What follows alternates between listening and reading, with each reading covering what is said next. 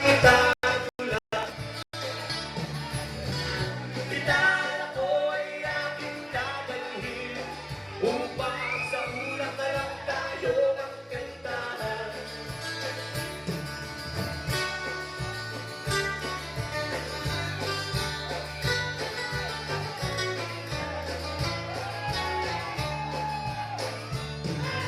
Ang mga bata ngayon lang isinilang, may hangin ba kayang nagiliman?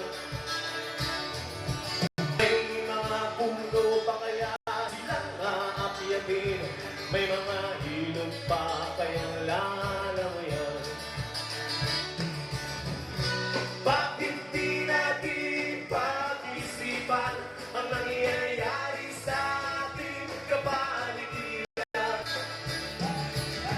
Hindi na masamang pagulan kung hindi nakakasira ng kalikasan.